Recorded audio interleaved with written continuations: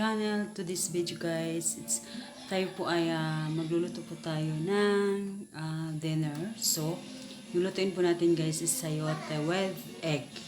So yun guys, hanap na tayo ng sayote guys.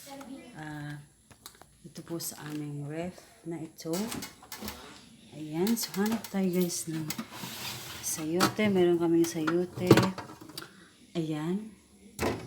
Then, yung isa pa, it's dalawa yung ating lulutuin or ito. It's medyo malaki ito guys. Ayan guys. So, itong sayote guys, lalagyan natin siya ng itlog. So, una natin siyang guys, ito na yung aking dalawang sayote. Ito siya. So, una natin gagawin is atin siyang guys, slice natin siya ng medyo talagang sobrang liit siya. So, una guys, atin to siyang of course, hugasan muna natin siya guys. So, yung aking ginawa kanina guys, gumawa po ako ng hot cake. So, ngayon, atin siyang huhugasan yung tawag dito guys, yung ating sayote. So, yun guys, akin na pong hinugasan yung aking dalawang sayote na ito. Ito siya guys, ito yung sayote na ito. So, medyo dito sa amin guys, medyo umulan siya. So, medyo malamig, kaya naka-jacket ako kasi sobrang lamig siya guys, kasi umulan nga siya. So, yun guys, ito yung aking dalawang sayote. So, atin na siyang babalatan, of course guys. Hanap tayo guys ng ating kutsilyo.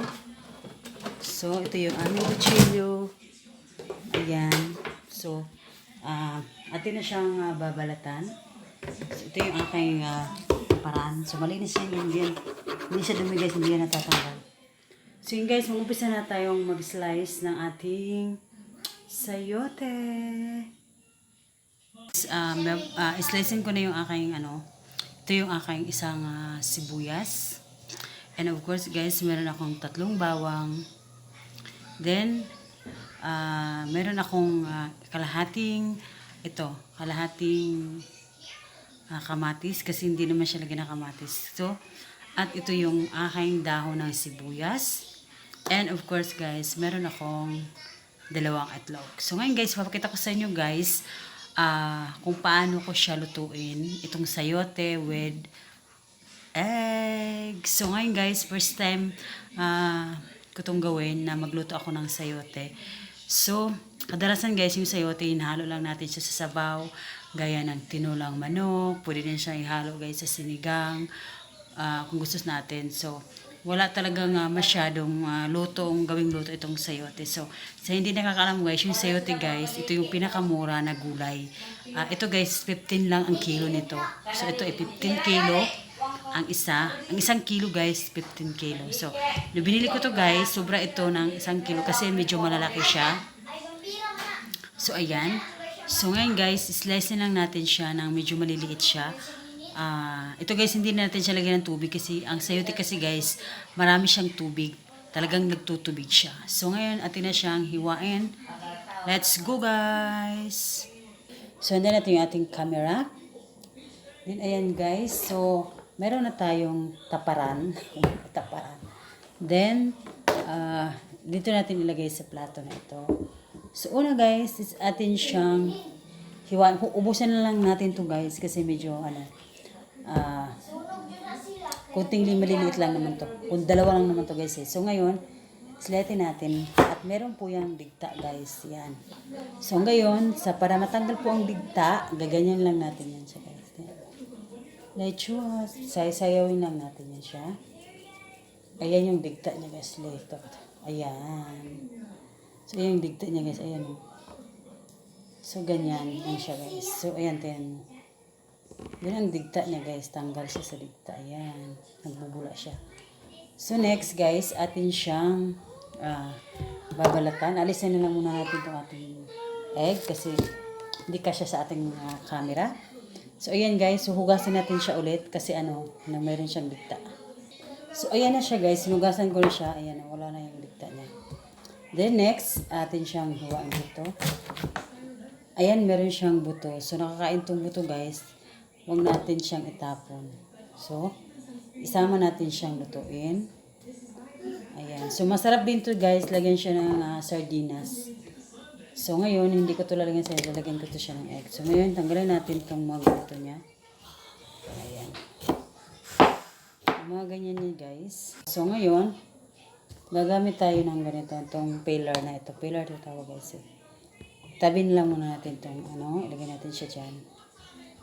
So, ito yung ating plate na paglalagyan natin ng ating tapos, tanggalin natin siya ganyan.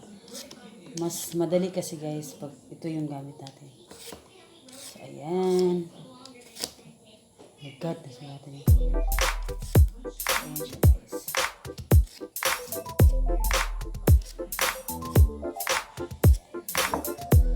So, let's go lang. Ganyan lang siya guys. Madali.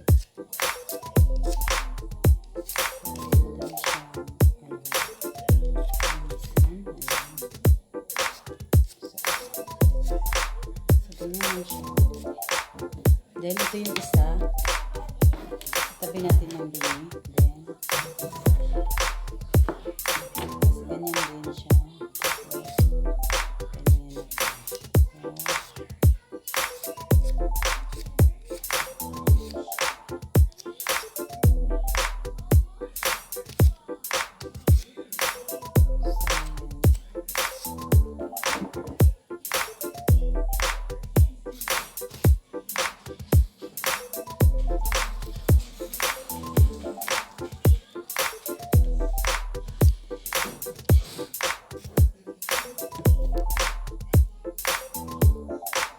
Ito na yung pangalawa guys sa sayote ko. Then, tanggalin natin itong hangin niya. Kasi matigas siya guys. Kasi matigas na part na ito yung matigas. Tanggalin natin. Kasi guys, na today is quarantine pa rin. Quarantine. So, medyo mahirap po guys. Kasi nung pumunta kami ng palengke guys. Sa loob ng palengke, 10 tao lang po din pumasok dun sa loob. Ganun ka, tinili dito guys. So, kahit dun sa mga supermarket guys, talagang bilang yung tao nga po din pumapasok. Pumipila po sila para lang po sila makabili ng pagkain sa grocery or sa palengke. So, ito guys, wala na pong mga tricycle na masakyan, kaya nakaran kami dito guys. Ganun kahirap yung aming lugar guys. So, ayan siya guys, binalatan ko na siya. Ito, tatapon natin sa loob. Ayan.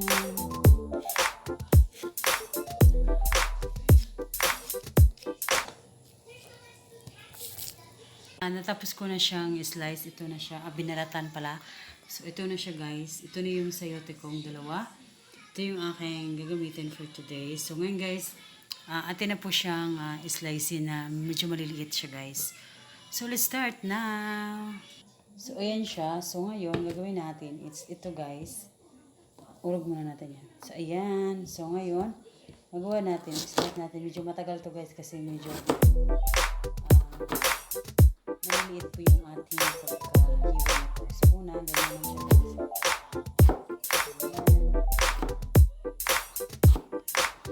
Ayan yun guys. Nakita ko ito ng pumunta ko lang. Ginawa nito. Nag-slice yan. Ayun, ganyan lang. So, ayan siya guys. Ganyan ito kaliit. So, ganyan guys.